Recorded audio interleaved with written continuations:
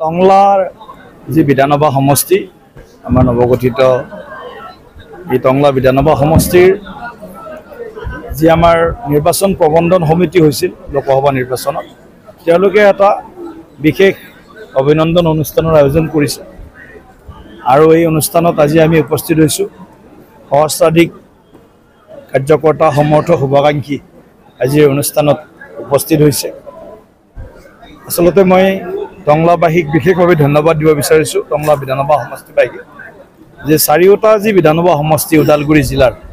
তাৰে ভিতৰত সৰ্বোচ্চ ভোট টংলা বিধানসভা সমষ্টিৰ পৰা মই পাইছোঁ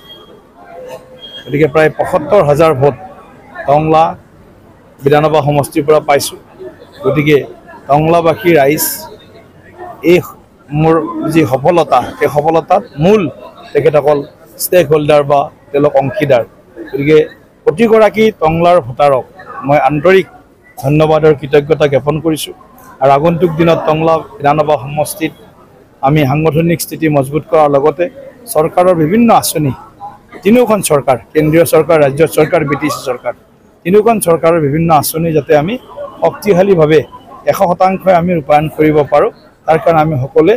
এটা মিলিজুলি তিনিওখন চৰকাৰৰ সকলো জনপ্ৰতিনিধিয়ে মিলিজুলি আমি আগবাঢ়িম হয় ইতিমধ্যে সংবাদ মাধ্যমত এটা বাতৰি প্ৰকাশ পাইছে যে বহুকেইজন জ্যেষ্ঠ আৰু প্ৰাক্তন বিধায়ক ইতিমধ্যে কংগ্ৰেছত মানে যোগদান কৰিবলৈ খবৰ ওলাইছে কি ক'ব এই সময় আমাৰ ৰাজ্যিক সভাপতিয়ে দিছে উত্তৰ গতিকে বিজেপিয়ে আমি বিচাৰোঁ আমাৰ ফালৰ পৰা কোনো কাৰ্যকৰ্তাই যাতে আমাক এৰি নাযায় প্ৰথম কথা এইটো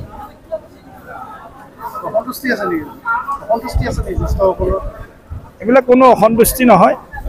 মই এটা কথাই কৈ আছোঁ যে বিজেপিৰ কোনো কাৰ্যকৰ্তাই বিজেপি এৰি যাব নালাগে